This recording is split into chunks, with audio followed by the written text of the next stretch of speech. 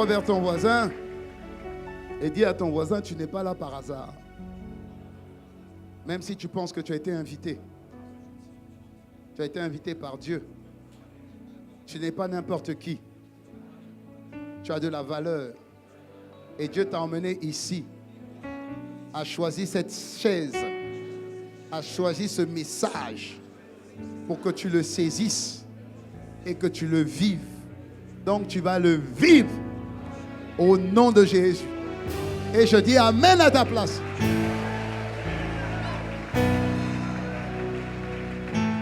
Gloire à Dieu. Veuillez vous asseoir dans sa présence. Dis-moi Amen. Voilà, bienvenue encore à Impact Centre Chrétien. Bienvenue dans cette plateforme qui nous fait du bien. Alléluia. Voilà. En réalité, comme j'ai dit au premier service, j'ai dit que, en fait, savoir qui tu es fait toute la différence. Dis à ton voisin, il faut que tu saches qui tu es. Je ne parle pas de la personne qui est sur ta carte nationale d'identité ou ta carte d'électeur. Je ne te parle pas de ça. Amen. Parce que de toute manière, tout le monde n'a pas de carte d'électeur. OK? Mais tout le monde a une identité. Ta véritable identité, c'est celle que Dieu t'a donnée. Alléluia. Et pourquoi c'est important? Parce que de la connaissance de ton identité sera fonction ou agira, ou je vais le dire différemment, de la manière dont tu te vois, tu agiras. Voilà. Alléluia. Donc si tu te vois comme Dieu te voit, tu pourras agir comme Dieu veut que tu agisses. Dans le livre de Philippiens 4, j'oublie toujours ce verset. C'est Philippiens 4, je crois. 4.13, hein? 4.13. Il dit, je puis, voilà, c'est dans Philippiens 4.13. Voilà. Il dit, je puis tout par celui qui me rend. Oh. Ça veut dire que je peux, parce que cette force, elle ne vient pas de moi. Cette force vient de lui. Dans d'autres versions, il dit, je puis tout dans la communion de celui qui est la source de ma force. Ah. Ça veut dire que quand je communie avec lui, ma force est en réalité sa force à lui. Donc je ne fais plus par ma force, je fais par sa force. Donc si je fais par la force de Dieu, tout est possible. Est-ce que je parle à quelqu'un? Mais tout ça vient du fait que tu le connaisses, que tu sais que tu es sorti de lui. Amen. Je suis sorti de Dieu. Je peux faire comme Dieu. Et comme je fais comme Dieu, alors je peux avoir comme Dieu. C'est pourquoi c'est important. Les paroles, les messages qui tournent autour de ton identité en Christ. Un enfant de Dieu ne peut pas rester, par exemple, dans la rancune. Ce n'est pas possible. Parce qu'en Dieu, il n'y a aucune rancune. Comme tu es sorti de Dieu, tu ne peux pas. La rancune tire sa force d'où? Pas de la source qui est Dieu, puisque Dieu est amour. Donc, peu importe ce qu'on me fait, je suis amour. Je ne peux pas être autrement que ce que je suis. Dieu a tant aimé le monde qu'il a haï. Malgré ça, il a donné par amour. Parce que Dieu est amour. Dieu ne fluctue pas son amour à ton égard par rapport à ce que tu fais ou pas. Dieu t'aime, point final. Je vais même te choquer. Dieu t'aime de la même manière que tu étais avant que tu sois à lui. Parce que Dieu a tant aimé le monde. On n'a pas dit les enfants de Dieu. Il a dit Dieu a tant aimé le monde. Et l'amour de Dieu ne change pas. Elle est éternelle. Il t'aime de la même manière. Dis-moi amen. Après, quelqu'un m'a dit, oui, mais comment ça se fait quand même? Ça veut dire que les enfants de Dieu ne sont pas avantagés. Si, les enfants de Dieu sont avantagés. Mais l'avantage ne vient pas de Dieu. L'avantage vient de l'enfant de Dieu qui reconnaît que maintenant il est enfant de Dieu, donc il se positionne différemment. Il agit comme un enfant de Dieu. Alléluia. La Bible dit, Seigneur, redonne-moi le verset, c'est quoi? Acte 10, 34. Voilà.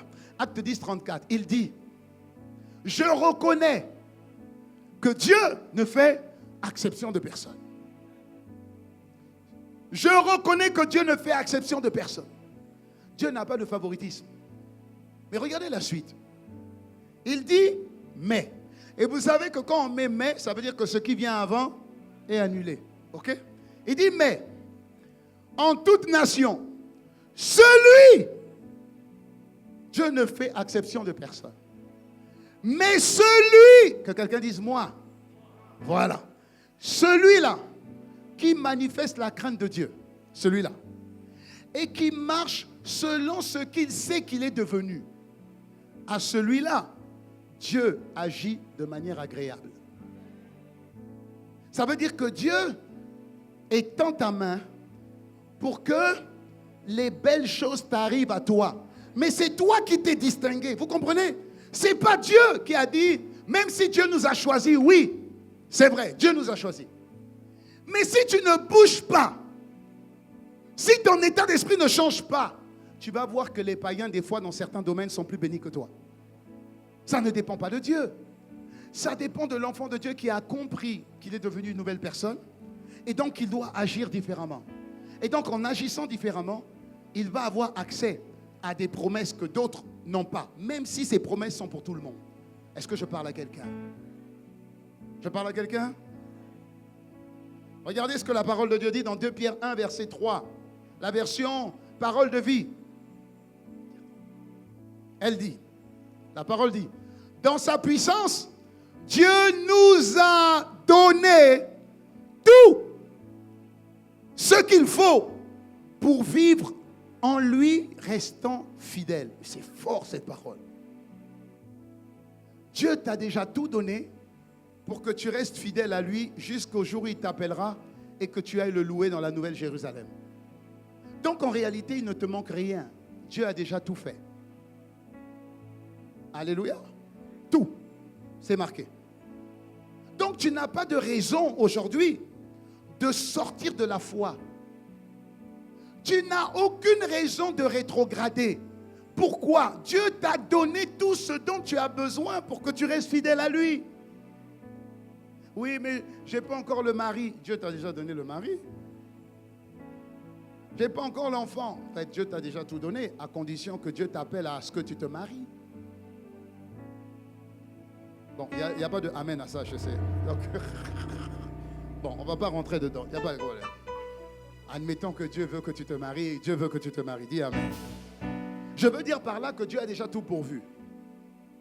Maintenant, l'image que Dieu m'a donnée pour qu'on comprenne bien ce que je suis en train de dire en introduction, c'est comme toi et moi en tant que parents.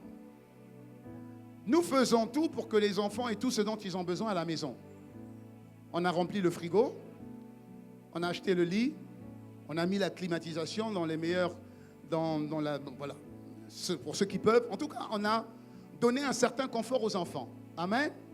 Quand ton enfant grandit et il a faim, tu lui dis quoi? Il y a à manger au frigo. Ça veut dire laisse-toi et va te servir. J'ai déjà tout pourvu. Dieu a tout pourvu. Maintenant, c'est à toi et à moi, en tant qu'enfant de Dieu mature, c'est à toi d'aller prendre ce qui t'appartient. Va, ouvre le frigo, prends-toi quelque chose à manger. Les parents ont préparé. Prends la nourriture au frigo, réchauffe-la. Vous comprenez? Et nous, on a tendance à attendre que Dieu prenne, ouvre la bouche, il met dans la bouche, et puis hop, il te fait manger. Non, à un moment donné, tu grandis. Et ta maturité fait qu'il y a certaines choses que tu dois faire toi-même. À un moment donné, il faut que tu fasses ton lit. À un moment donné, il faut que tu débarrasses. À un moment donné, il faut aussi que tu apprennes à préparer. Même si au début, c'est moi qui vais faire les courses. Mais à un moment donné, Dieu attend que tu puisses faire de nouvelles choses. Donc Dieu fait toutes choses pour une saison et pour une raison. Donc il y a des saisons qui se succèdent dans ta vie. Et à chaque saison, il y a une raison particulière. Il y a une opération particulière que tu dois faire. Est-ce que je parle à quelqu'un? Est-ce que je parle à quelqu'un? Donc en tout temps et partout, chacun d'entre nous, nous devons discerner les temps et les saisons pour nous appliquer à faire de nouvelles choses quand nous sommes passés à une autre saison. Et des fois, nous ne discernons pas suffisamment que Dieu nous a fait passer d'une saison à une autre. le problème, c'est que si on fait toujours les mêmes choses et que nous sommes hors saison, tout ce que nous faisons ne produira pas de fruits. Est-ce que je parle à quelqu'un? Lisons dans Deutéronome 1, versets 6 à 8. L'Éternel, notre Dieu, second 21. L'Éternel, notre Dieu, nous a dit à Horeb, dis Horeb. J'ai pas entendu. Ok. Vous êtes assez restés sur cette montagne. Tournez-vous et partez. Rendez-vous dans les régions montagneuses des Amoréens, chez tous leurs voisins, écoutez bien, dans la plaine, sur la montagne, dans la vallée, dans le sud, sur la côte de la mer, dans le pays des Cananéens, et au Liban, jusqu'au grand fleuve, jusqu'à l'Euphrate. Qu'est-ce que tu es en train de nous dire, Seigneur? Voyez tout ça. J'ai mis le pays devant vous. Allez-y et prenez possession du pays que l'Éternel a juré de donner à vos ancêtres Abraham, Isaac et Jacob, ainsi qu'à leur descendance après eux jusqu'à toi et à moi. Parce que nous sommes de la descendance d'Abraham, d'Isaac et de Jacob. Dis-moi amen si tu me suis. Je lis dans la version Parole de vie. Au mont Horeb, dis Horeb. Non, dis Horeb. Ok. Le Seigneur notre Dieu nous a dit, vous êtes restés assez longtemps au pied de cette montagne. Maintenant, reprenez la route. Allez dans la région montagneuse des Amorites, et chez tous leurs voisins cananéens, dans la plaine du Jourdain, dans la région des collines, dans le bas pays, dans la région des Néguèves et sur la côte de la mer Méditerranée.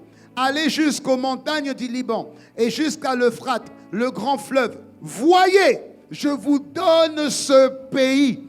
Allez en prendre possession. En effet, c'est le pays que moi, le Seigneur, j'ai promis de donner à vos ancêtres Abraham, Isaac et Jacob, et à leurs enfants, et aux enfants de leurs enfants, que quelqu'un me donne un bon. Ah. Dieu nous a donné le pays. Nous sommes où? Nous sommes en RDC. Dieu nous a donné la RDC. Il a dit, je vous ai donné le pays. Maintenant, ce que Dieu est en train de parler, est en train de dire ici aux Israélites, les Israélites sont au pied de la montagne Horeb. C'est quoi la montagne Horeb? Horeb veut dire aride. Horeb veut dire lieu d'assèchement. Ça veut dire c'est un lieu qui est devenu aride. Il n'était pas aride. Il est devenu aride. Amen. C'est un lieu qui était pourvu, qui était fertile, mais à un moment donné, ce lieu s'est asséché. C'est comme s'il y avait une saison de fécondité et ensuite il y a eu une saison de sécheresse. Dis-moi amen. Horeb, c'est là où Dieu a appelé Moïse pour la première fois. Le buisson ardent, c'était à Horeb. Qu'est-ce qui s'était passé à Horeb? Dieu a appelé Moïse. Moïse avait 80 ans. Qu'est-ce qui s'est passé dans la vie de Moïse?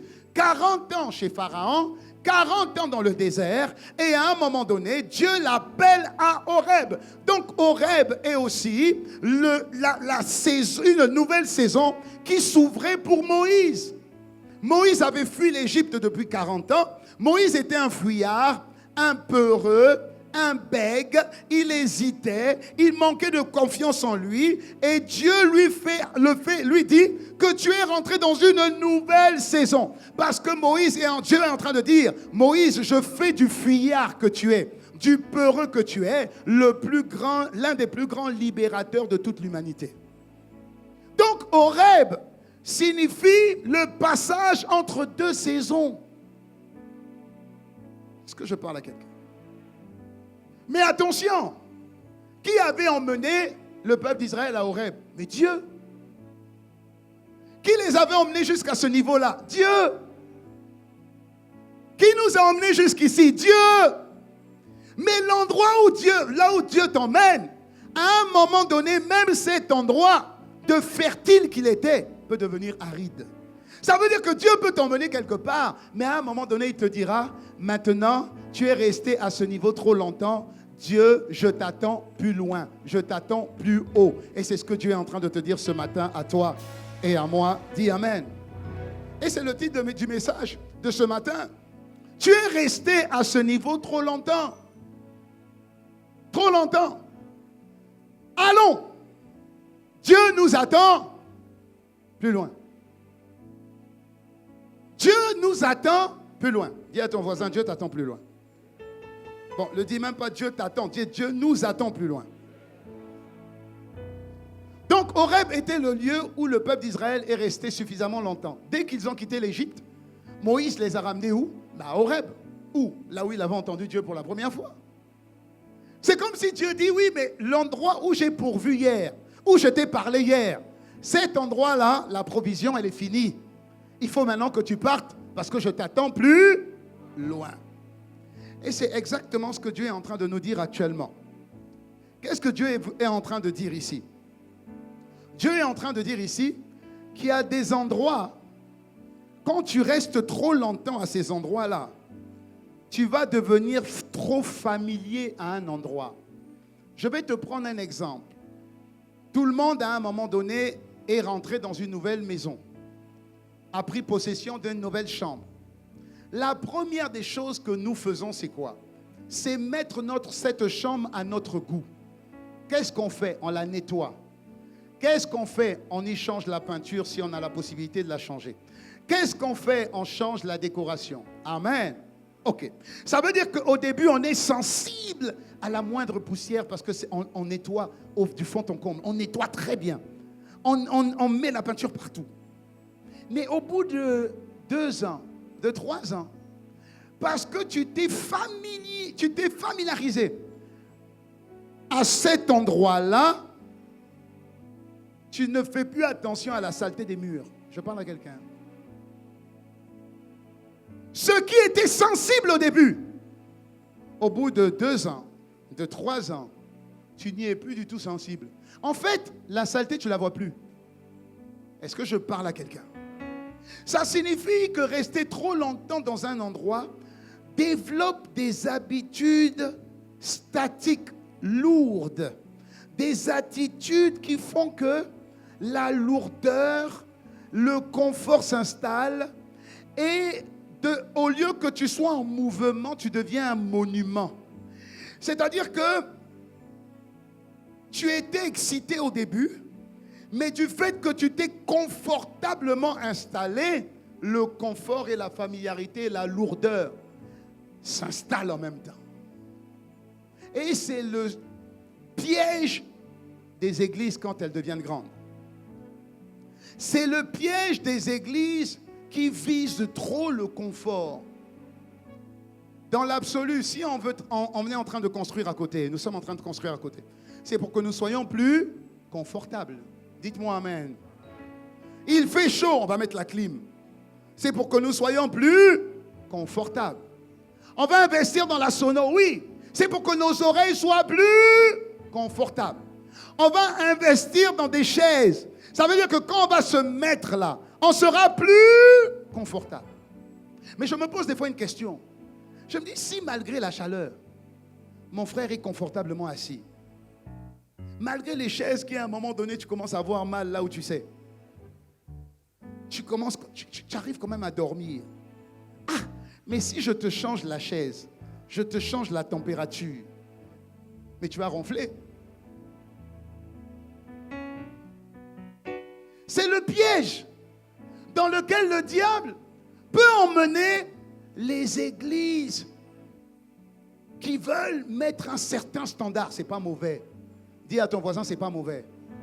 Mais seulement il faut que tu comprennes que le but de Dieu, il veut te mettre plus à l'aise. Mais il ne faut pas que tu oublies le but. Il ne faut pas que tu oublies que le but, ce n'est pas Horeb. Même si Dieu t'a parlé à Horeb, même si Dieu t'a emmené à Horeb, Horeb est un lieu de passage et Horeb est le signal d'une saison à une autre saison. Dis amen et on continue. Parce que le but de Dieu, ce n'est pas que nous soyons des monuments, c'est que nous soyons toujours en mouvement. Jésus a dit, le Fils de l'homme n'a pas d'endroit où poser sa tête. Donc Jésus était en train de dire, tant que je suis en mission sur terre, je n'ai pas besoin d'avoir un lieu trop confortable. Parce que si je suis trop confortable, je risque de perdre le but. Est-ce que quelqu'un me suit? Je risque de perdre le but. Et le but se trouve dans Matthieu 28, verset 19. La Bible dit, allez donc, Faites de toutes les nations des disciples, baptisez-les au nom du Père, du Fils et du Saint-Esprit, et enseignez-leur à mettre en pratique tout ce que je vous ai prescrit. Et moi, je suis avec vous tous les jours jusqu'à la fin du monde. Mais ce verset a ouvert mes yeux sur quelque chose. Dieu est avec ceux qui sont sur le aller. Mais c'est grave. Ça signifie qu'à un moment donné, si on est confortablement installé, et ça le sera par la grâce de Dieu, si on n'a pas la mentalité du aller, Dieu peut nous quitter.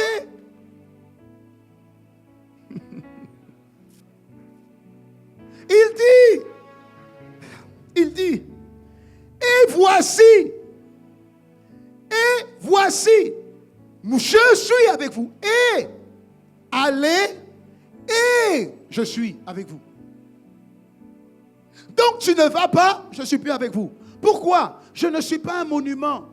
L'Esprit de Dieu, Dieu a dit à Nicodème, tu vois, il faut que tu naisses de l'Esprit. Nicodème dit, mais comment un homme peut-il naître de l'Esprit alors qu'il est vieux?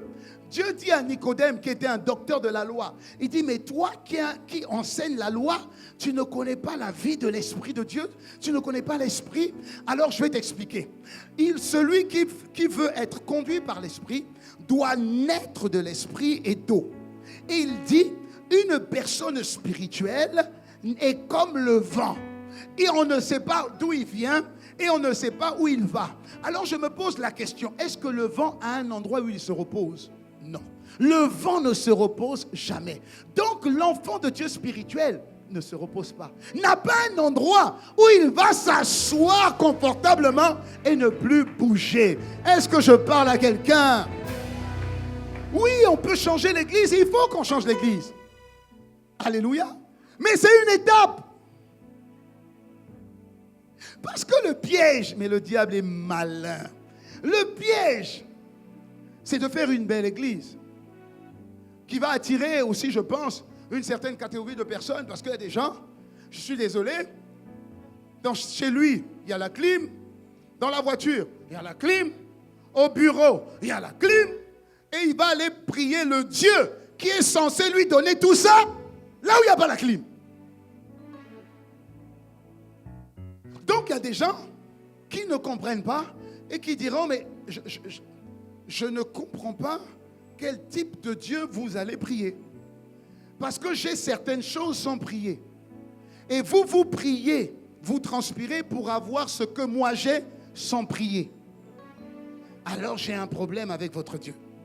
Donc, comme l'église est tournée vers l'extérieur, est-ce que tu me suis dit, pasteur, je te suis bien? Ok.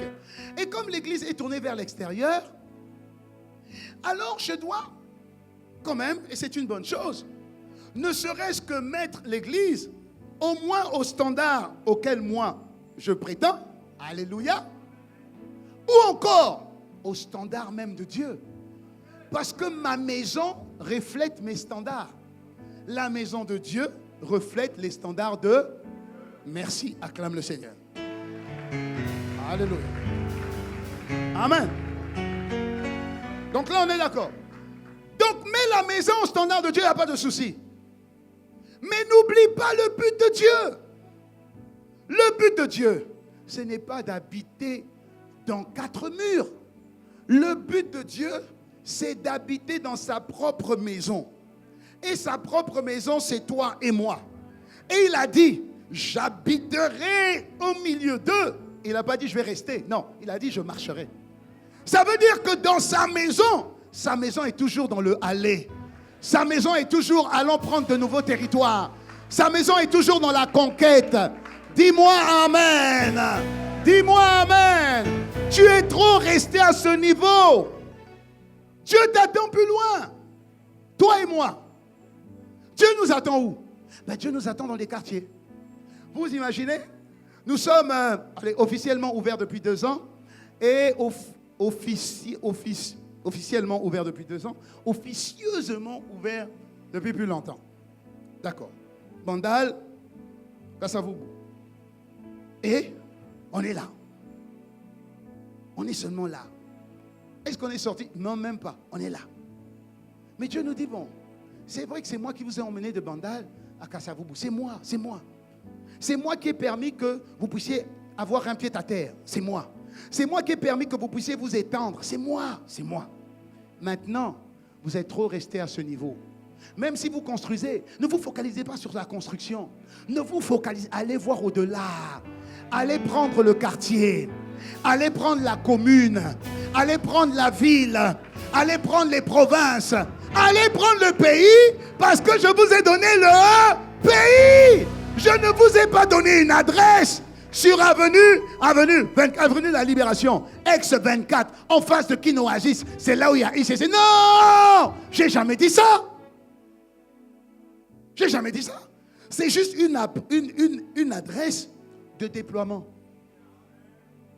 C'est juste une adresse de déploiement. C'est une adresse où on va recevoir le courrier. Mais celui à qui on a donné le courrier, il était déjà parti. Tu es où? Kisangani. Tu es où? Tu es où? Tu es où? Tu es où? Moussa? Bandaka. Tu es où? Voilà, c'est là où maintenant je dis, tu es resté trop longtemps à ce niveau-là. Bouge, dis à ton voisin, il faut bouger. Non, il ne faut pas dire bouger, il faut dire bougeons, bougeons, bougeons. Acclame le Seigneur, il faut qu'on parte de là. Il faut qu'on parte de là. Quand je dis il faut qu'on parte, bien sûr, on a une adresse. On a une adresse physique. Mais on revient pour repartir. Nous sommes allés la semaine dernière, je vous ai dit, on était allés à l'évangélisation de cours 931 du pasteur Sanogo. C'est la 4e ou 5e que je fais, mais je suis toujours aussi brisé. C'est-à-dire que chaque fois que je vois ça, je dis, hé Dieu, on n'a rien fait. Ça commence mercredi. Pasteur Sanogo, mercredi. En sachant que mardi, il a fait MS Live. Mercredi, il va à 400 km. Il va à Kachola. 5 heures de route. Dès qu'il arrive, évangélisation jusqu'à 2 heures du matin. 1 heure, minuit. Mercredi, la même chose. En sachant que le matin, il fait plein de choses. Jeudi, la même chose. Vendredi, la même chose. Il finit à 4 heures. À 10 heures le matin, il est avec les enfants à Kachola. Il finit à midi. Il reprend la route. Il va à Abidjan. Le soir, culte. Le lendemain, dimanche, 3 cultes. Après les 3 cultes, enseignement sur les serviteurs. J'ai dit, mais c'est pas possible. Lundi, il se repose. Mardi, c'est reparti. Et là, il me dit, dans le mois prochain, nous allons maintenant au Bénin. J'ai dit, mais je comprends pourquoi l'Église est aussi prospère.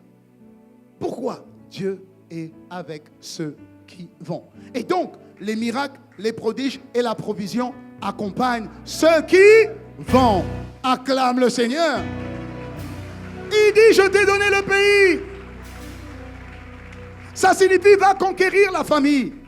Tu es le seul de ta famille sur lequel Dieu a mis le doigt.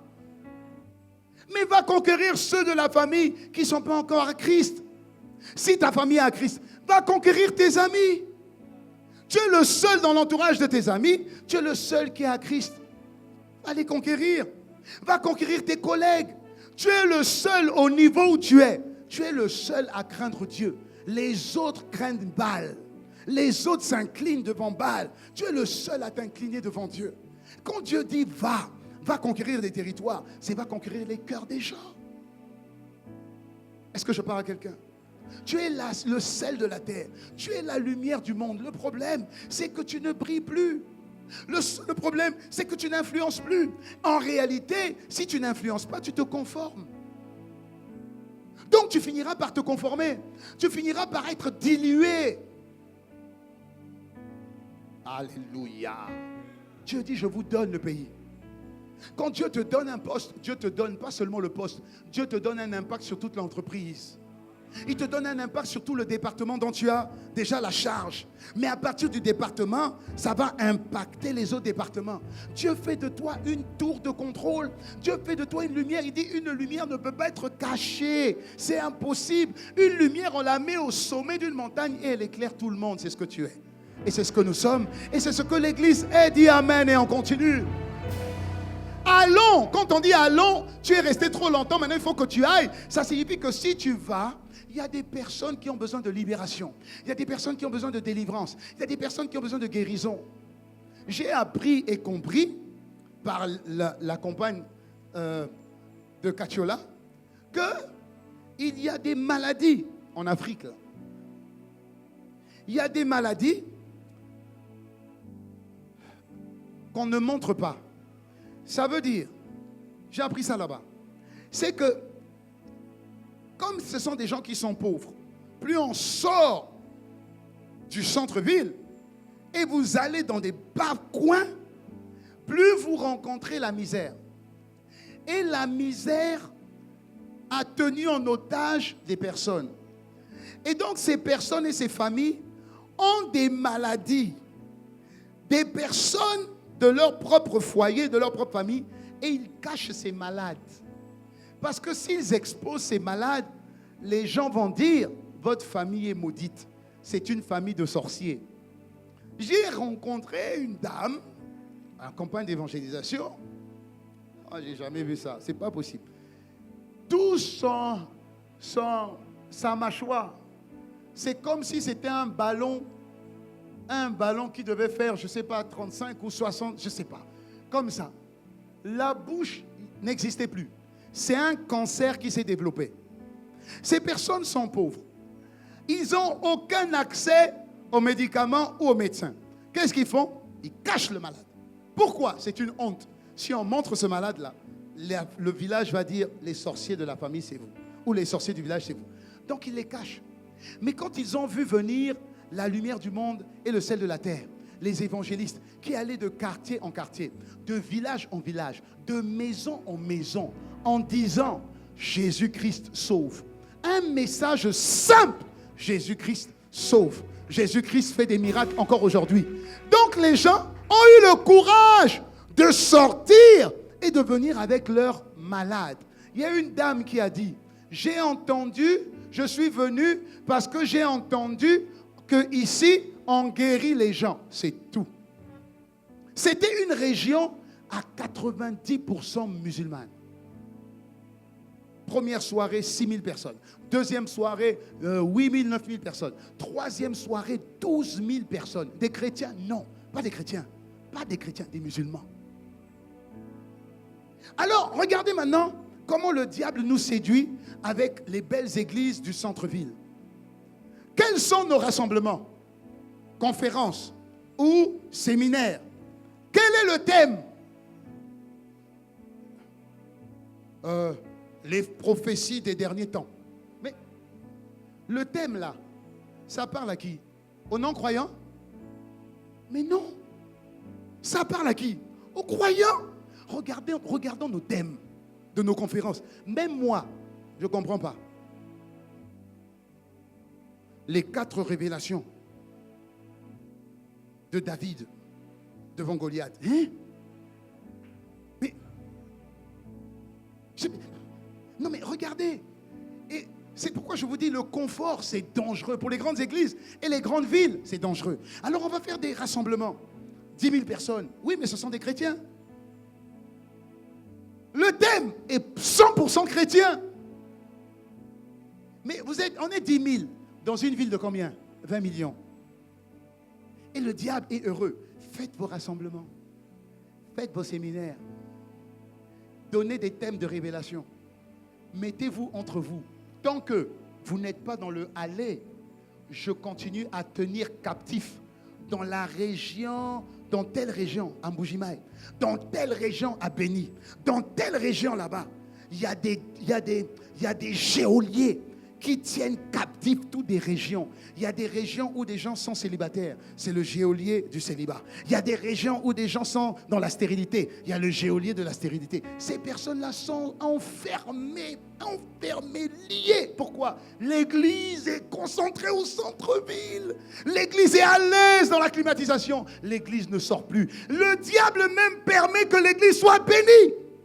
C'est une église riche. Regardez les voitures. Regardez les postes des gens. Mais ce sont des gens qui ne sortiront jamais. Et le diable est tranquille. Et j'ai appris par ce verset que tu peux être dans une église qui a l'argent et Dieu n'est plus là.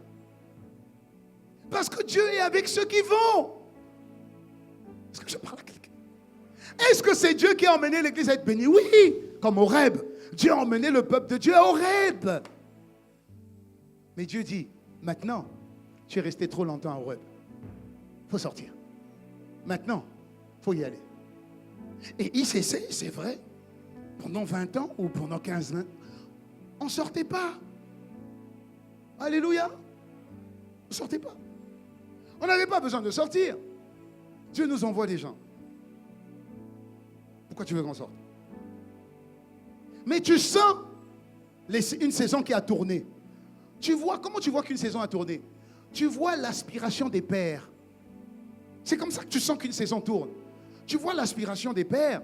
Le père qui dit, allez, on va au Mali. Après au Mali, on va à Madagascar. Il est en train de sortir là. Oui. Et puis tu vois, le pasteur Yves, il sort là-bas. Il sort là-bas. Tu dis, ouh, il y a une saison qui est arrivée. Donc les églises qui ne captent pas cette saison, on va être riche, oui, on a déjà cette onction, mais Dieu ne sera plus avec nous. Je préfère être dans la mission et que Dieu me donne le pain quotidien chaque jour que de rester dans un confort en mangeant le caviar tous les jours. Jamais. Dis-moi amen. Dis-moi amen. Et c'est Dieu qui nous emmène progressivement. Jésus a dit à Israël, je vous donne le pays. C'est incroyable. Hein? Ça veut dire que Dieu est en train de dire à ICC Kinshasa, Dieu vous donne la RDC. Je dis, Seigneur, mais à côté des mastodons, parce qu'il y a des mastodons, il y a des bishops, des généraux, bien établis. Je dis, mais Seigneur, Dieu dit, je vous donne le pays. Je vous donne le pays. Et puis il dit, parcourez le pays. Voyez, regardez. Et il dit à Josué, tout lieu où foule la plante de ton pied, ce lieu, je le confirme en te le donnant. Mais encore faudrait-il que tu ailles. Mais aller nécessite de l'argent. Mais Dieu dit, quand j'ai envoyé les disciples 2 à 2, je leur ai dit, ne prenez ni bourse, ni vêtements de rechange, ni chaussures. Allez-y, l'ouvrier mérite son salaire. Et quand ils sont allés 2 à 2, la Bible dit, les miracles, les signes et les prodiges les accompagnaient tous. Ils n'étaient pas avec Jésus. Ça signifie qu'on n'a pas besoin du prophète. Ça veut dire que quand tu vas dans la mission de aller, la grâce que Dieu a déversée sur le prophète qui était Jésus était la même qu'il avait déversée sur les disciples. Et donc les mêmes miracles se faisaient par les mains des disciples. Mais dis-moi, amen. Je parle à quelqu'un? Et quand ils sont allés, ils sont revenus, ils ont dit, Seigneur, les morts ressuscitent, on fait des miracles. Même les esprits méchants sont soumis. Quand on parle, ils se soumettent. Et Jésus a dit, ok, calmez-vous un peu. Est-ce que vous avez manqué de quelque chose? Ils ont dit non. Mais c'est vrai, on n'a manqué de rien. Ça veut dire que Dieu a pourvu. Il n'était pas obligé d'être là, mais sa grâce accompagnait ceux qui vont, ceux qui allaient. Et c'est exactement la même grâce qui va nous accompagner au nom de Jésus. Dis amen. Oui. Si on ne le fait pas, le piège de rester dans un endroit, ce qui se passe, c'est que tu vas commencer à côtoyer les mêmes personnes. Ça veut dire que tu vas voir toujours Papa Théo, tu vas voir toujours Francis, tu vas toujours Désiré, tu vas toujours Pasteur Jean-Claude. Tu vois, on se voit. Quoi. On se voit. Comment? Oh, ça va. La semaine, oh, ça va. Ça a été au travail? Ouais, ça va, c'était tranquille, tranquillement. Dieu a fait, oh, Dieu fait grâce, Dieu nous inspire. Papa. Vous allez voir, après le culte, naturellement, on est attiré vers des groupes d'amis. On a beau parler, hein, mais c'est comme si c'est plus fort que ça. On se remet ensemble. Ah, comment? Ah, ça va? Ça a été la semaine? Oui, ça va. Et donc, des clubs d'amis. Le problème des clubs d'amis, c'est que ça tue la dynamique, ça tue la créativité, ça tue l'innovation. Pourquoi? Mais on se connaît. On parle toujours de la même chose. Hein? Tu n'as pas changé de femme, je crois. Non, gloire à Dieu. Alléluia.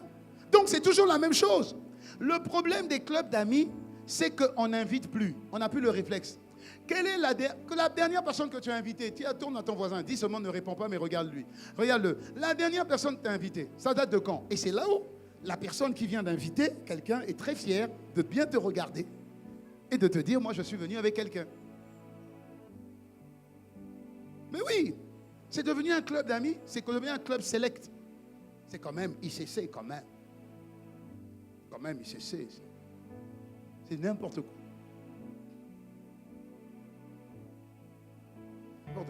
Parce que quand tu vas montrer, tu ne vas pas montrer ta carte de star ICC. Le diable va dire, ça c'est quoi? Non, ce n'est pas le diable. Les anges ont dit, ça c'est quoi? Et le problème de ça, c'est que quand on n'invite plus et quand on reste en club d'amis, les tensions vont commencer. Parce qu'on est trop entre nous. Et comme on a beaucoup reçu, en fait, en réalité, les tensions naissent parce que je veux exister. Parce que j'ai beaucoup reçu. Et comme tout le monde a beaucoup reçu, dès que je te titille, tu dis, mais toi, tu veux montrer quoi? Indirectement, moi aussi, je connais. Et en fait, vous êtes en train de vous indexer en disant, mais toi, tu n'es pas mature. Mais toi-même qui dis que tu n'es pas mature, toi, tu es mature. Et donc, vous êtes en train de vous indexer, de vous quereller sur des bêtises. Mais en fait, c'est juste le résultat du fait qu'on n'a pas donné de l'espace à chacun pour aller s'exprimer. Tout le monde ne peut pas s'exprimer à l'église. Tout le monde ne peut pas avoir le micro. Ce n'est pas possible. C'est pas possible. Tout le monde n'est pas appelé à avoir le micro. C'est pas possible. Tout le monde n'a pas la grâce d'avoir le micro aussi. C'est pas possible. Alléluia. Maintenant, je vais passer le micro à Roland. Et après, tu dis, après dire, le pasteur a donné un pasteur à Roland. Quand le pasteur est rentré, Gisèle, viens un peu. Une fois, c'était trop fort, trop fort. Gisèle, mets-toi là. Prends le micro. Alors, le pasteur prend le relais. Et quand j'ai pris le relais, j'ai fait ça. Ça là, que j'ai fait là. La personne d'après, la personne d'après, ou le jour d'après, Emmanuel, vas-y, le jour d'après, il a vu le micro, je prends aussi le relais.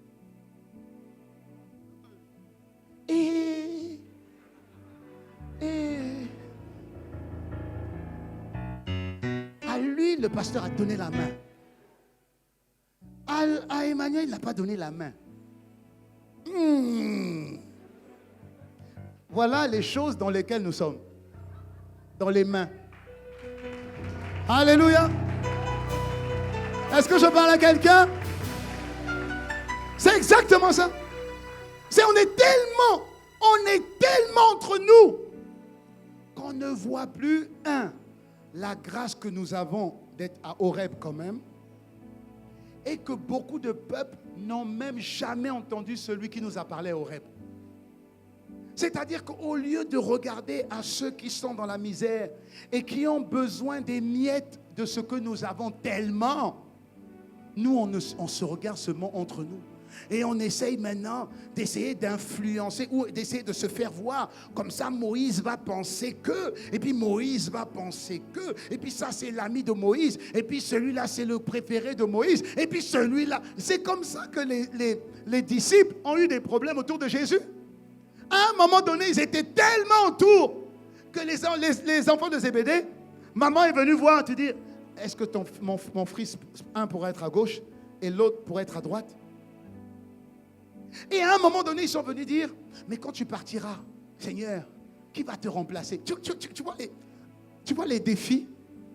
Quand tu les gardes trop et que l'Église n'est plus dans le mouvement, l'Église n'est plus dans la conquête, les fils se battent entre eux, les fils et les filles se battent entre eux. C'est celui qui aura le clin d'œil du Père, le petit coup de pouce du Père. Avant que je sois ICC, j'étais dans une église. Quand le Père mangeait, il mangeait comme ça. Nous, on était là. À Paris, il mangeait, on était là. Après, il laisse un peu. Alors nous, on était là. Jean-Claude, c'est grave. Paris. Et puis il prend le repas. Tiens, Francis. Le reste du repas du père, c'est Francis qui a eu ça. Mais quand il va manger ça, t'as comme s'il prend la potion. Et quand il prêchait, non, c'était magnifique. Quand il prêchait, il prêche. Et puis il dit, Michel, finis la prédication. Imagine, Michel. Imagine. Bon, imagine maintenant ce que les autres pensent. Et le diable est content. Continuez dans vos bêtises. Continuez. Moi, je continue à torturer la pauvre paysanne qui est en Mbujimaï. Et je la torture. J'ai vu des personnes venir avec des enfants, couchés par terre, pas de natte, par terre, de 19h à 3h du matin, sans bouger, sans bouder, sans bouger, musulmans. Mais à ICC, dans nos églises, dépassement de 5 minutes. Pasteur, moi je pense qu'en ce moment on dépasse trop le temps. On dépasse trop, hein? Oui, on dépasse trop, vraiment, pasteur, c'est pas normal. De combien? Ah là, on a fait un dépassé de 20 minutes, 30 minutes, c'est trop. Je comprends, je ne dis pas que c'est mauvais. Mais tu relativises quand tu vois des gens qui ne sont pas en Christ, qui ne bougent pas. Je dis, ils ne bougent pas. Ils n'ont pas de chaise, ils sont debout, ils ne bougent pas. Et ils attendent juste. C'est parce que je n'ai pas emmené les images, c'est dommage. Ils attendent tous. À un moment donné, je suis rentré avec les autres pasteurs pour prier pour les gens. Mais c'est impressionnant. Tout le monde dit, ah, viens ici, là. Et puis dès qu'ils touchent, dès que je touche, et puis ils vont essayer de se lever. Je dis, mais quelle foi? Je dis, quelle foi?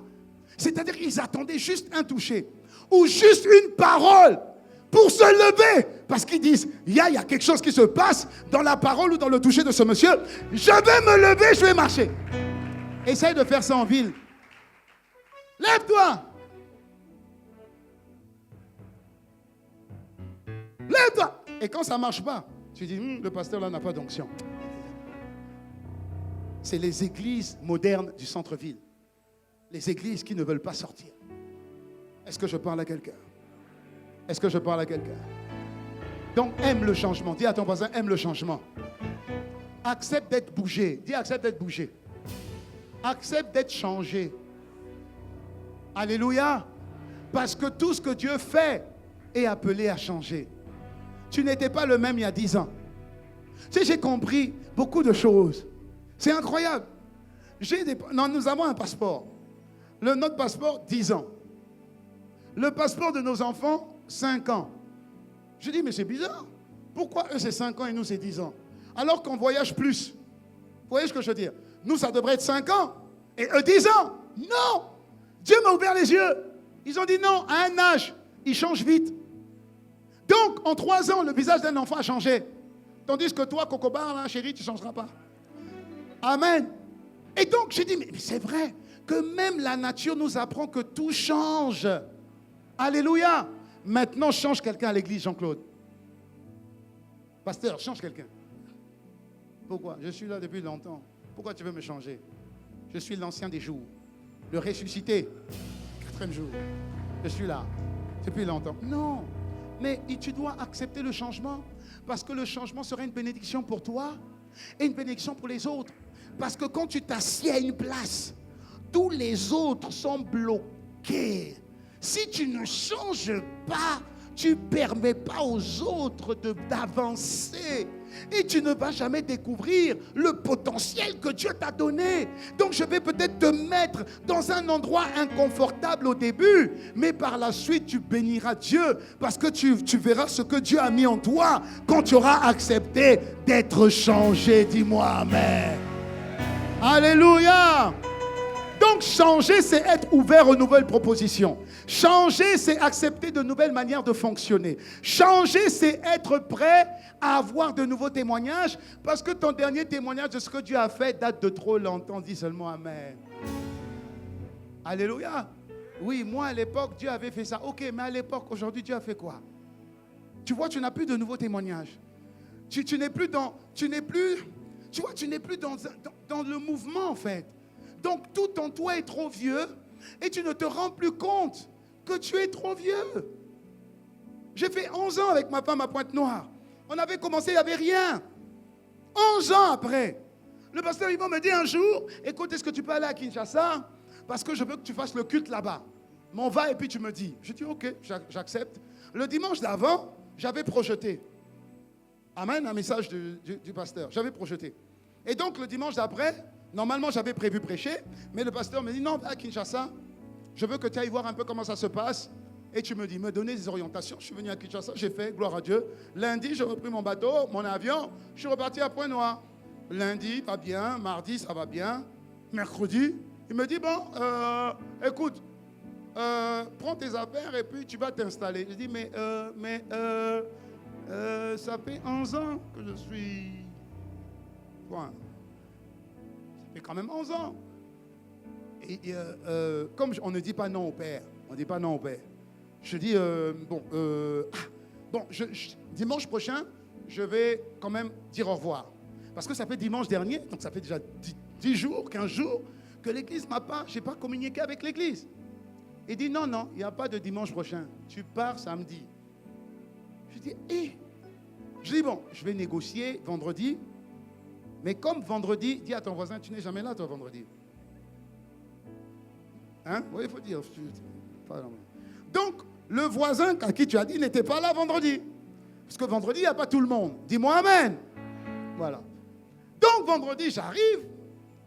Et je pensais donner un discours quand même pour dire merci.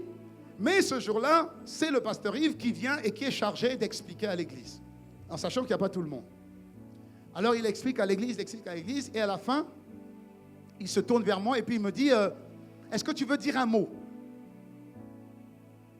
Bon, c'est mon père, je n'ai pas dit ça. Mais mon cœur a dit,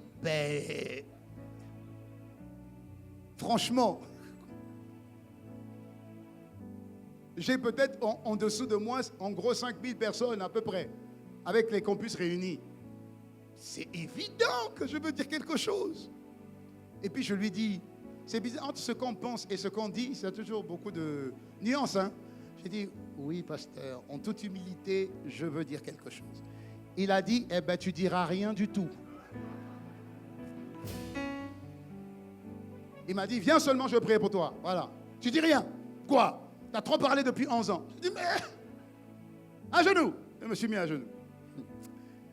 Tout ce qu'il a dit là, est-ce que tu crois que j'ai écouté? Franchement, est-ce que tu penses que j'ai écouté? Parce que les gens n'aiment pas le changement. Et puis pourquoi brusque? Et puis pourquoi rapide? Et puis pour aller où? Et puis je ne connais pas. Amen. Encore là, je commençais quelque chose. J'avais commencé, on n'était rien. On était 2. Mais là, tu vas arriver. Il y a déjà des merveilleuses âmes. Mais tu ne les connais pas. En fait, le nouveau, c'est toi. Est-ce qu'il y a des nouveaux ici? C'est le pasteur qui se lève. Dis-moi Amen. Tu connais pas, tu connais personne. Donc au début, que Dieu te bénisse. Tu connais personne. Le changement. Ça fait plaisir? Non. Ça dérange? Oui. Ton âme? Oui. Tu es content? Non. Tu obéis? Oui, parce qu'il faut que tu obéisses. Est-ce que c'est nécessaire? Pasteur Yvon m'a dit il y a quelque temps, en souriant. Il me dit alors, je te renvoie. Il dit jamais avec un grand G. Jaja. Jamais. Pourquoi? Mais parce que quand tu viens dans des nouveaux territoires, tu te découvres différemment. Je me suis découvert dans la manière dont tu viens et tu as déjà une base de 300 personnes à peu près. Et comment tu dois faire? Tu te découvres. Amen. Tu es mal à l'aise, oui, mais tu te découvres. Et tu vois la bonté de Dieu agir différemment. Tu vois la fidélité de Dieu, mais agir à un niveau incroyable. Donc, est-ce que le changement est nécessaire? Plus que nécessaire. Est-ce que le changement est une bénédiction? Plus qu'une bénédiction. Est-ce que le changement te mettra mal à l'aise? Oui. Mais est-ce que tu vas refuser le changement? Je te conseille non. Ne refuse pas le changement. Acclame le changement. Célèbre le changement. Dis-moi amen. Tu es resté trop longtemps à ce niveau. Le pasteur Yvan nous avait fait une belle prédication. Vous savez, nous sommes dans la saison du changement. Beaucoup de pasteurs vont changer. Lui, il ira là-bas. Lui, il ira là-bas. Donc nous, on était motivés un peu. On dit, bon, comme on nous a changé, sûrement les autres vont arriver derrière. Ça fait 2 ans, personne n'est parti. Alors, à un moment donné, tu te dis, mais c'était un piège pour toi ou comment? Mais aujourd'hui, avec ma femme, des fois, on dit, mais Seigneur, non, Dieu nous aime, hein? Parce qu'à un moment donné, il y a des cycles. Dis à ton voisin, il y a des cycles. 3 ans, c'est un cycle. 5 ans, c'est un cycle. 7 ans, c'est un cycle. 10 ans, c'est un cycle. Je suis arrivé en 2010. 2010. Le mouvement du changement a commencé en 2020. Et quand tu vois ça, tu dis, mais Seigneur, merci. Mais c'est parce que mes prières disaient toujours, mes prières, je dis, Seigneur, ne me laisse pas aller là où tu ne veux pas. Ne me laisse pas dire ce que tu ne veux pas que je dise. Ne me laisse pas faire ce que tu ne veux pas que je fasse. Garde-moi fidèle à ta parole. S'il faut me taper, papa, tape-moi. Il faut que je sois là où tu veux que je sois, au moment où tu veux que je sois. Que je sois content ou pas, ce n'est pas mon problème. Mais que je sois là où tu veux que je sois pour faire ce que tu veux que je fasse. Dis-moi amen. Parce que quand je suis sûr de ça, je sais que Dieu est avec moi. Et si Dieu est avec moi, rien ne pourra me manquer. Et c'est exactement la même chose pour toi. Dis-moi amen. Alléluia. Donc allons. Le fait qu'on dise allons, Dieu nous attend plus loin, ça signifie que ça nous oblige à découvrir de nouvelles expériences. Ça nous oblige à rencontrer de nouvelles adversités. Alléluia. Ça nous oblige à avoir un autre message. Parce que quand tu pars, tu dois être conscient de qui tu es devenu. Mais le qui tu es devenu, tu vas bien le découvrir quand on va t'envoyer. Vous savez, je suis resté 7 ans avec Pasteur Yvan. De 2002 à 2010. On va dire 8 ans. Quand papa est là, il y a des choses, tu n'as pas besoin de regarder. En fait, ça ne monte pas dans ton esprit. Mais quand papa te prend et il te met sur un nouveau territoire et que tu es tout seul, c'est là où tu te rends compte qu'il y a des choses qui existaient, mais auxquelles tu ne faisais pas attention. Pourquoi? Parce que tu sais qu'il y a quelqu'un qui est là qui va gérer. Et donc, je me suis surpris à voir la vision de mon père spirituel. Tu vois, mais j'avais ça en moi, mais je ne savais pas. Je me suis surpris à voir ces gestes, mais la même réaction dans certains cas. Je me suis surpris. En fait, je ne me connaissais pas. Je me suis connu quand on m'a envoyé. J'ai vu mon niveau de résilience, mon niveau de résistance. Est-ce que je parle à quelqu'un? En fait, je me suis découvert quand on m'a envoyé. C'est là où je me suis dit, mais je n'ai ni or ni argent, mais ce que j'ai est puissant. Alléluia. Oui, ce que j'ai est puissant. Waouh! J'ai découvert que j'avais aussi un message particulier, qui est la continuité du message des pères. Tu ne peux pas avoir un message différent de celui de ton père. Non, c'est une continuité. Je me suis dit, mais j'ai un message. Ah oui, j'ai une manière de donner le message. Ah, j'ai une particularité. Oui, mais tu découvres ça quand tu pars. Pierre a dit, je n'ai ni or ni argent, mais ce que j'ai, je te le donne. Mais avant, il avait fui devant une jeune femme. Mais quand Dieu l'a envoyé, il s'est découvert. Et le message qu'il avait, c'était une prédication. C'était quoi? Romains 1 Corinthiens 2, versets 4 à 5. Il dit, ma prédication ne reposait pas sur la sagesse humaine, mais sur une démonstration d'esprit et de puissance.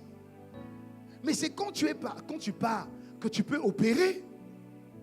Ici, ça sera toujours compliqué pour toi d'opérer.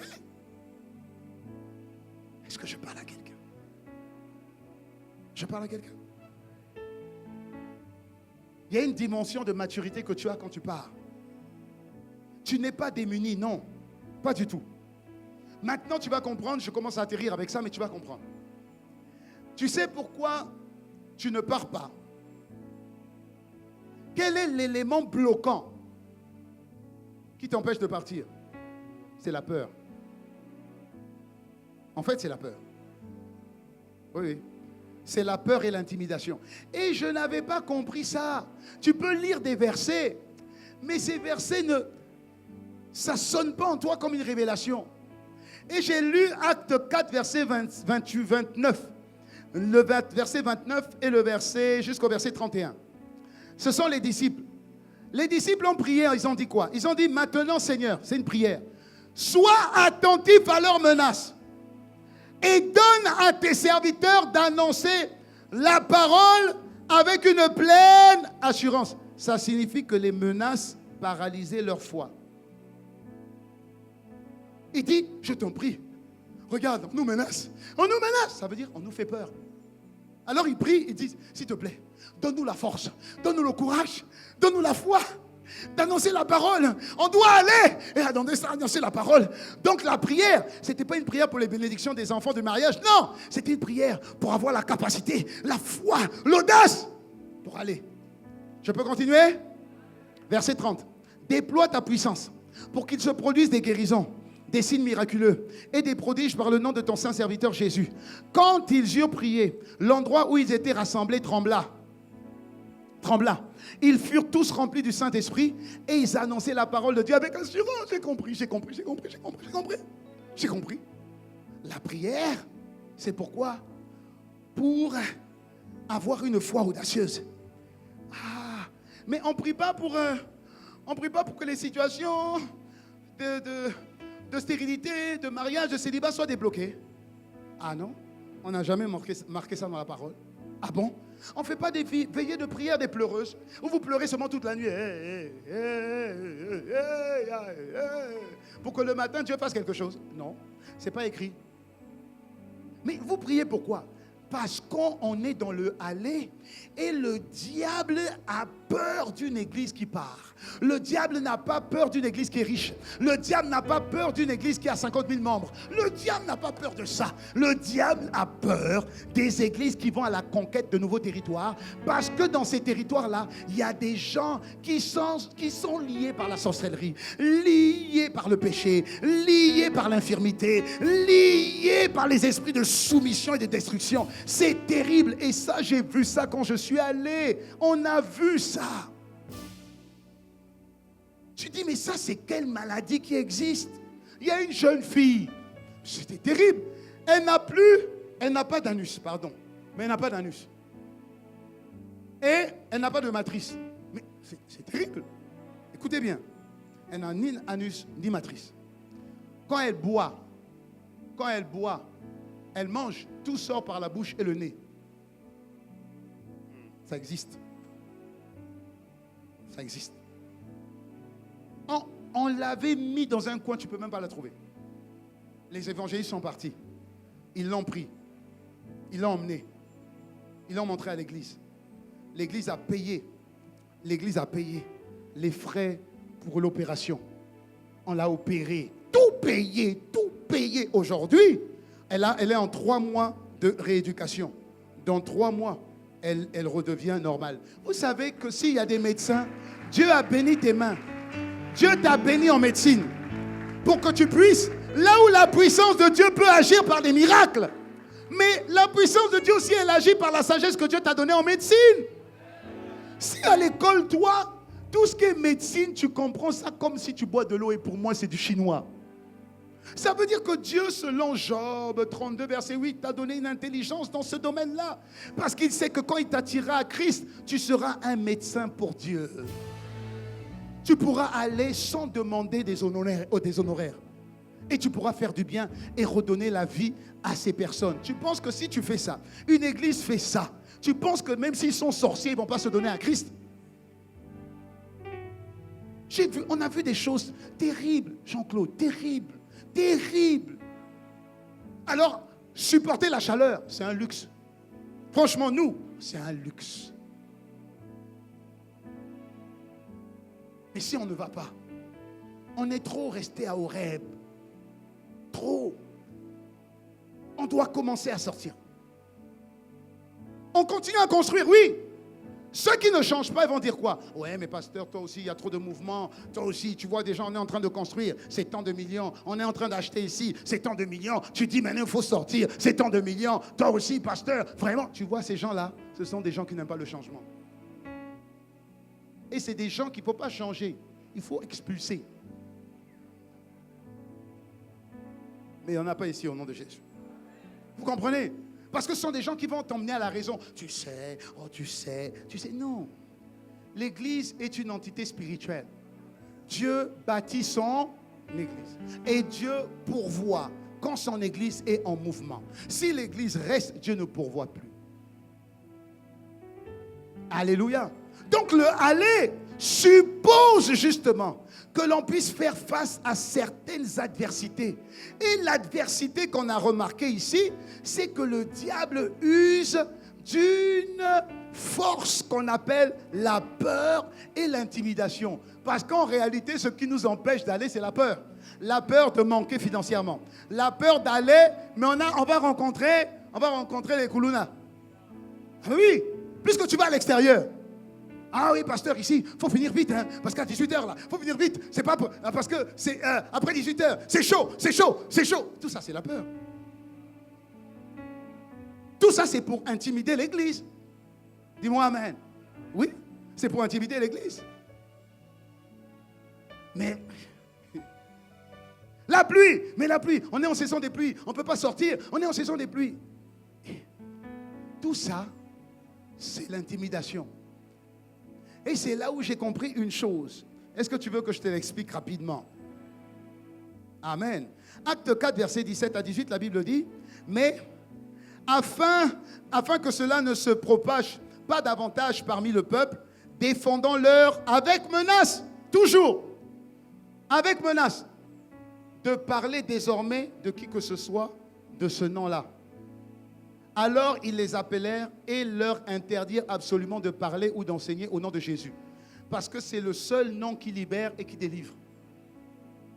Donc, le diable se cache derrière les lois et le diable se cache derrière différents événements qui vont faire que, dans l'absolu, tu ne voudras pas partir, mais tu vas donner ton argent. Tu dis, moi, je suis là pour financer. Donc, je fais le chèque. Et vous allez rencontrer les Koulouna. Allez-y. Moi, j'ai fait le chèque, donc non. Ton chèque est le bienvenu. Amen. Mais toi aussi, tu es le bienvenu. Toi aussi, tu es le bienvenu. Parce qu'on a besoin d'être nombreux. On prie. Et dans la prière, on prend quoi? La foi. On prend quoi? L'audace. On prend quoi? La capacité de Dieu. Ça, c'est dans la prière. Comme Dieu a fait pendant les 48 heures. Dieu nous recharge. Maintenant qu'on est rechargé, on fait quoi? On va. Maintenant, qu'est-ce qui va se passer? Tous les trois, mettez-vous debout. Tous les trois, mettez-vous debout. Et mettez-vous en ligne. Ligne. Voilà. En ligne. En ligne comme ça. Derrière. OK. Très bien. Alors, venez 2-3 personnes. Saisissez 2-3 personnes. Oui, rapidement. Oui, pas le premier. Pas toi, juste derrière. OK, regardez ce que le diable fait. Écoutez-moi bien, j'atterris. Écoutez-moi bien. Le diable est sur des territoires. Kinshasa est sur un géolier. Il y a un géant à Kinshasa. Amen. À Mbujima, il y a un autre géant. Alléluia. Dans le sud, là-bas, il y a un autre géant. Mais lui, c'est sûr que ça doit être la division, la guerre, voilà. OK? Tout ce... Hein? Alikassi. OK? Mais vous voyez, en fonction des régions, vous allez voir qu'il y a comme des handicaps particuliers. Alléluia. C'est ce qu'on appelle souvent, on fait la cartographie d'un endroit. Pour voir que dans cette région-là, il y a beaucoup de stériles. OK? Dans cette région-là, les gens sont volages. Vous voyez ce que je veux dire? Oui. Pourquoi? Parce que le diable a positionné des géants dans chaque territoire. Vous n'avez pas à lutter contre la chair et le sang, mais vous avez à lutter contre les dominations, les esprits qui dominent les nations. Domination. Contre les principautés, les esprits qui donnent des principes. Ici, chez les Bangala, c'est comme ça qu'on est. Ici, chez les Balouba, c'est comme ça qu'on fonctionne. Ce sont des démons des principes. Oui. C'est une manière de fonctionner. Et cette manière de fonctionner, Dieu appelle ça des forteresses, des raisonnements. Il faut les casser. Donc, quand une église, Dieu dit, prenez le pays. Quand vous allez, l'église dans la prière prend la foi et l'église dans la prière demande la révélation de l'homme fort qui est là-bas. Écoutez-moi bien, de l'homme fort qui est là-bas, du geôlier qui est là-bas. Alléluia. Maintenant, qu'est-ce qui va se passer? Une fois qu'on a prié et qu'on a la révélation, maintenant on fait quoi? On va, non? Quand tu vas, avance. Quand tu vas, écoutez bien, la Bible dit, les signes et les prodiges vous accompagnent. Et je suis avec vous. Pourquoi signes et prodiges? Pourquoi? Parce que le géant qui est ici, qui est le géant, allez, de la stérilité, a bloqué, attrape-la bien. La stérilité l'a lié, la pousse, l'a détruit. Ok? Les infirmités, prends-le bas le cou. Voilà. Oui, ils sont liés. Donc eux, ils ne peuvent pas venir à Christ. C'est à nous d'aller les chercher. Et quand on vient, on est sur le territoire, on va rencontrer l'intimidation. Il va t'intimider. Par le temps, il va pleuvoir. À un moment donné, deuxième soirée, il a plu. Il a plu. Alors moi, j'ai regardé, mais comment eux, ils font? Parce qu'ils ont l'habitude. Je dis, mais comment eux, ils font? Comment ils font? Et j'ai compris. La Bible dit dans Josué 3, verset 13. La Bible dit que quand Dieu a envoyé Josué aller posséder le territoire, écoutez bien, devant, il y avait les Lévites et les prêtres. C'est qui les Lévites et les prêtres? C'est ceux qui étaient chargés de la louange et de l'adoration. Ça veut dire que l'avant-garde de Dieu pour contrecarrer les esprits qui t'intimident, c'est la louange et l'adoration. Alléluia. Et j'ai compris pourquoi pendant les évangélisations, Pasteur Sanogo, au début, ils ont un groupe de louanges là. Papa, je ne sais pas. Mais c'est une louange. Le peuple est emporté. Je ne savais pas que c'est un combat. Je ne savais pas que la louange et l'adoration est en train de détruire toutes les forteresses de l'islam. Détruit les forteresses de l'islam. Détruit l'intimidation. Il était en train de pleuvoir. Eux, ils continuaient. Je ne savais pas que la louange et l'adoration étaient en train de réduire les esprits d'intimidation et les sorciers qui envoyaient la pluie pour que la pluie détruise, bien sûr, l'évangélisation. Je ne savais pas.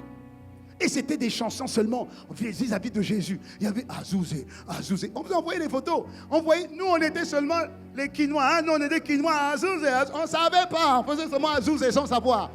Mais avec l'étude de la parole, j'ai compris qu'en réalité, ce qu'il était en train de faire, Jean-Claude, vas-y, ce qu'il était en train de faire, c'était de massacrer. Vas-y, dehors.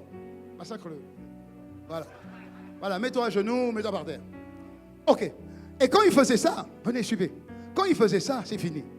Une fois que le geôlier est tombé, c'est fini. Quand lui, maintenant, il a ouvert la voie, eux, maintenant, se déploient. Signes, miracles, prodiges. Voilà. Et c'est là où, maintenant, vous voyez que quand il disait, lui, maintenant, il dit, allez, marche, lève-toi, et marche. Mais j'ai compris, il ne se fatiguait pas. Il dit, au nom de Jésus, Bima! Bima! Il n'y avait pas de Bima. C'était seulement, il disait, au nom de Jésus, maintenant, lève-toi, marche. Il marche, il marche. Et puis tout le monde, il marche, il marche. Et puis les gens se levaient, et puis se mettaient à marcher. Pourquoi? Parce que lui, il était à terre. Et que maintenant, les signes et les miracles se déployaient. Alléluia. Le pasteur était en haut. Mais tout le peuple, ils étaient peut-être 300, 400. Ils disaient maintenant, allez lisez les pasteurs. Allez maintenant imposer les mains. Mais ils imposaient les mains et les gens se levaient pour marcher. Et les témoignages, vous les voyez. Ce n'est pas un mythe. Or, maintenant, ceux qui le savent, ou les pasteurs ingrats, j'espère qu'il n'y en a pas, mais il y en a toujours. Ils cachent ça pour eux. Comme ça, vous avez l'impression que c'est le pasteur qui dit des choses. Le pasteur ne peut pas tout faire seul. Impossible. Le pasteur, ça ne doit arriver à la fin. Il déclarait. Mais bien avant, c'était les autres qui faisaient le travail. Les chantres étaient sur la scène. Je me suis dit, mais comment ils font pour tenir 4 heures, 5 heures debout? Ils ont une mission. Quand ils ont prié, ils ont eu l'esprit de joie, l'esprit de force, parce que la joie du Seigneur est ma force. Et donc quand ils faisaient ça, il y avait une puissance qui se libérait. Donne-moi le dernier verset dans Samuel. Tu vas comprendre pourquoi David vient. Et le peuple de Dieu est paralysé. Pourquoi? Goliath sort. Et puis Goliath parle. L'armée de Dieu tremble. L'armée de Dieu tremble. L'armée de Dieu tremble. David entend. Et puis il dit, mais c'est qui cet incirconcis? Le petit a 15 ans. C'est qui cet incirconcis qui ose insulter l'armée du Dieu d'Israël? C'est qui cet incirconcis? Mais le peuple était paralysé par quoi? Pas par rapport à la taille de Goliath, non. Par rapport à ce que Goliath disait. Les esprits d'intimidation. Osez venir ici. Vous allez voir ça. Tu vois? Et vous allez voir quand on va partir, vous allez voir des espèces de fanfarons qui vont sortir en habits bizarres et puis venir rigole seulement. Ils sont juste là pour t'intimider. Si tu as peur, c'est fini. Mais si tu sais, si tu as entendu que Dieu est avec ceux qui vont et que tu es en mission, tu vas maintenant rire. Tu vas rire parce que tu sais que celui qui est en toi est plus fort que celui qui agit. Tu vas rigoler. Pourquoi? La révélation de la parole est claire. Elle donne de l'intelligence. Oh! Alors David a dit, tu viens devant moi avec la lance et le javelot. Moi, je viens au nom du Dieu d'Israël que tu as osé insulter, que tu as osé menacer. Vous voyez ce que je veux dire? Le petit a de l'assurance. Est-ce que vous pensez qu'à un moment donné, David est parti demander l'autorisation à Dieu? Même pas. Dieu pouvait peut-être être occupé à te faire du bien. Les anges sont venus dire, Seigneur, oui, je ne sais pas, mais tu devrais venir. Pourquoi? Il y a un petit sur terre qui est en train de t'engager. Ah bon? Mais il ne m'a pas demandé la vie. Il n'a pas demandé. Il a dit au nom d'eux. Dès qu'il dit au nom d'eux, ce que tu es en train de faire, peu importe, au nom d'eux, allez au nom d'eux. Amen. Quand il dit au nom d'eux, ça veut dire qu'il est en train de dire, je viens contre toi. Mais en réalité, ce n'est pas moi qui viens. C'est lui qui vient. Alléluia. C'est lui qui vient. Et c'est ce qui se passera quand on va aller au nom de Jésus. C'est ce qui se passera quand on va aller au nom de Jésus. Est-ce qu'on peut acclamer fort? Est-ce que tu peux te lever et donner gloire à Jésus? Est-ce que tu peux donner gloire à Jésus? C'est ce que le diable ne veut pas que tu comprennes. Le diable ne veut pas que l'Église comprenne. Alors il essaie. Tu es arrivé, tu as commencé vraiment depuis 2 ans et tu es en train de bâtir un temple à la gloire du nom de Jésus. Oui, c'est bien. Mais cela ne nous empêchera pas de prendre possession du pays. Alléluia. Donc on commencera. On va commencer. On commencera avec la Pentecôte là qui va arriver. Et après, on va commencer en allant à Kasavubu. Et progressivement, on va prendre en expérience. On va prendre en maturité. Mais on va sortir. Dis-moi amen. Il faut qu'on mette en pratique cette parole. On va sortir. Acclame le Seigneur et dis amen. Et dis merci à Dieu. Fais cette prière avec moi. Dis avec moi, Seigneur Jésus, vraiment humblement devant toi, tu dis dans ta parole que la révélation de cette même parole est claire. Elle donne de l'intelligence au simple. J'ai compris que la croissance de mon Église passe par le aller. Alors j'ai compris. tu ne me veux plus à ce niveau-là. Ni moi, ni mon frère. Tu nous dis, allons, parce que tu nous attends plus loin. Nous avons compris, Seigneur. Là où tu nous envoies, dès cette année, dès ce mois, nous allons commencer les évangélisations. Alors conduis-nous là où tu veux que nous allions. Emmène-nous. Étape après étape. Step by step. Je t'en supplie. Fais-le en nous et par nous. Fais-nous expérimenter la provision surnaturelle. Nous croyons en toi et en ce que tu as dit. Avec action de grâce, au nom de Jésus. Amen. Dis merci. Wow. Amen. Merci. Avant de clôturer, je voudrais donner l'opportunité à une personne de pouvoir recevoir Jésus. Si tu veux faire partie de cette armée qui va aller, et je t'assure, quand on va aller, tu vas expérimenter des niveaux de bénédiction que tu n'as jamais expérimentés. Tu vas voir Dieu agir dans ta vie comme jamais tu l'as vu agir dans ta vie. Peu importe ta fonction, peu importe ton âge, Dieu a besoin de tout le monde. Dieu a besoin de tout le monde. Et si tu es là et tu n'as pas Jésus dans ton cœur, malheureusement, tu ne peux pas faire partie de cette armée parce que tu as besoin d'avoir Jésus pour être recouvert. Notre armure, c'est Jésus. C'est son sang et c'est son esprit. Donc, je vais faire une prière pour toi qui veux recevoir Jésus et rentrer dans cette armée. Tu vas mettre simplement ta main droite sur ton cœur pendant que chacun a la tête baissée et focaliser sur ce que je suis en train de dire. Tu veux recevoir Jésus dans ton cœur, mets ta main droite sur ton cœur et lève ta main gauche. Et tu vas répéter cette prière après moi. L'Église va répéter cette prière. Disons ensemble, Père de grâce, me voici devant toi. Merci de m'avoir invité.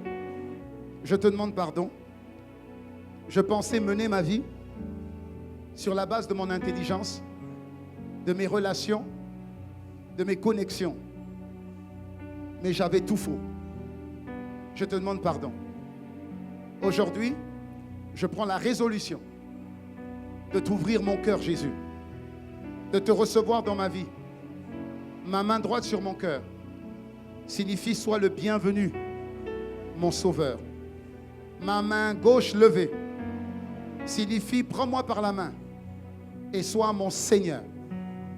À partir de maintenant, par cette prière de confession, je deviens enfant de Dieu. Je passe des ténèbres à la lumière. Et Dieu habite en moi. Merci pour cette grâce, parce que je suis né de nouveau, avec action de grâce. Amen. Acclamons le Seigneur. Gloire à Dieu. Alléluia. Si tu as reçu une bonne parole, donne